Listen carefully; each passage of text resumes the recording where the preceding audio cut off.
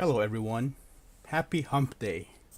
I hope you guys are having a pleasant evening or whatever time of the day in which you choose to listen to me.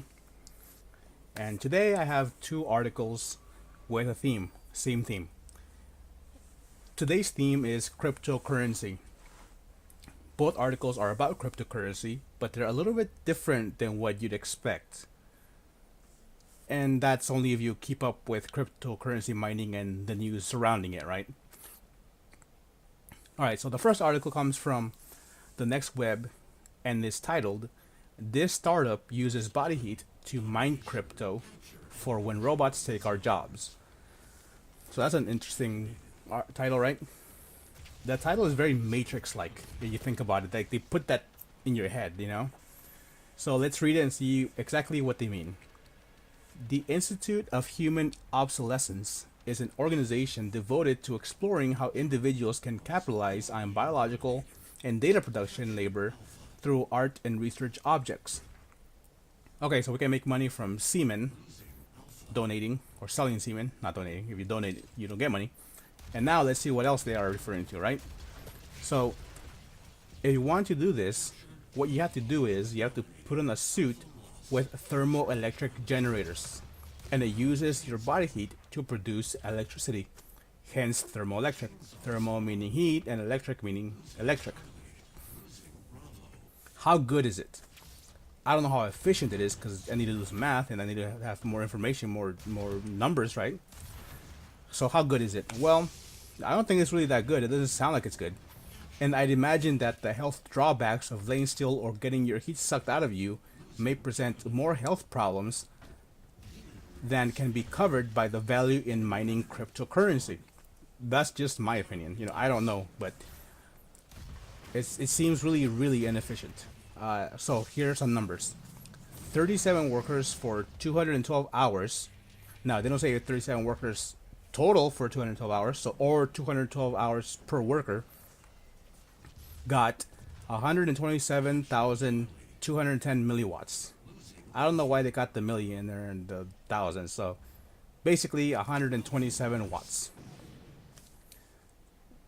And got 16,954 coins.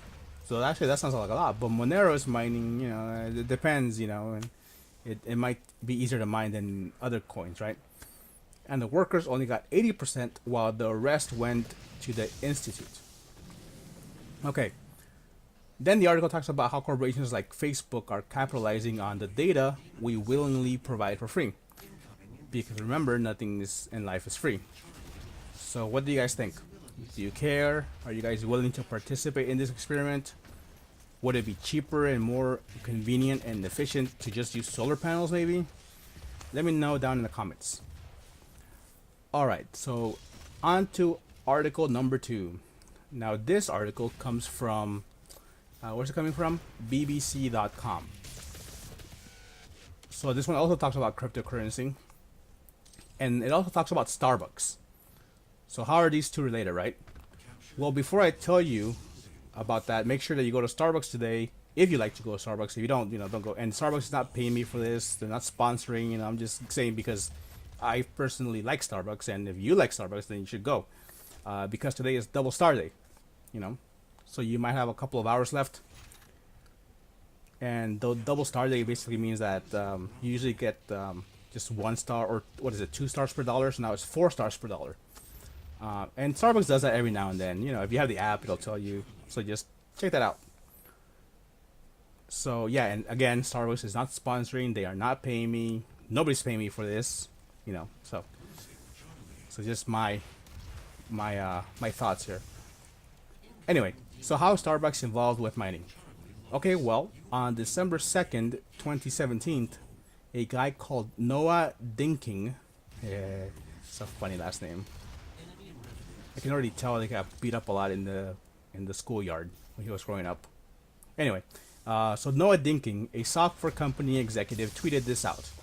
Quote, "Hi at Starbucks AR.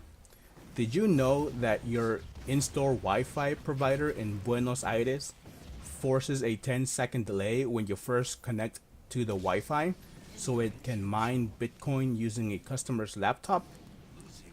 feels a little off-brand. CC at GM Flickinger, end quote. Okay, it turns out that after further inspection, that this is done to mine another type of coin, which is Monero, and I've heard of that. There's a bunch of cryptocurrencies, man. There's like so many. I don't know. But anyway, the computers were forced to do this as soon as they connected to the Wi-Fi, which makes me believe that it was an inside job. Now, I don't know too much about this, and the article doesn't state this. It just goes on to say that Starbucks didn't think this problem was widespread, and that we should all have up-to-date software, up-to-date updates, blah blah. Well, that's just good advice any day, right? So what do I think besides the fact that somebody was in on it? I think actually, honestly, this was pretty clever.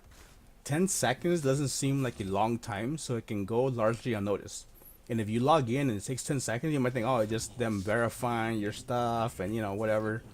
So you're willing to wait those 10 seconds for free Wi-Fi, right? Because usually, and I know because I've done this, you go to Starbucks to use free Wi-Fi because for whatever reason you can't use it at home. You will be there for several hours. I know I did that a lot before because I was really poor. But anyway, but 10 seconds you might think that's not enough, but it may be enough to pass around a computer's results. Now, the way cryptocurrency mining works is that you have to solve a problem, but you can break that problem. I think you can anyway. You can break that problem up into smaller parts and assign this computer to do this part, this computer to that part, and then once they're done, they need to send the results to these two computers each so they can keep solving the problem, right? And then you do that to several computers at the same time. That way, if one is lucky enough or faster than the other one, you can get the result faster, right? So you might have, so 10 seconds could be enough to run some of the mathematics, get not a result, but the result from that calculation. You know, just like instead of, you have a long equation and you break it into parts, and then you take the first part and you get a result. So now you have one number and other parts, right? So it's enough to do that and then pass on that to other computers, you know, or maybe another Wi-Fi user, or maybe somebody that's at the Wi-Fi, or maybe send it via the internet to somewhere else where this guy is in his basement somewhere. I don't know. But honestly, I really want to know how long this lasted and how many coins they successfully mined doing this. I am just curious. I am not endorsing this or promoting this at all. I am merely reporting on this, okay? So don't be writing fancy comments. Oh, you know, you're promoting violence and, you know, cryptocurrency. Yeah, no, I'm not. Anyway, thanks for watching, and please comment below and check out my other videos.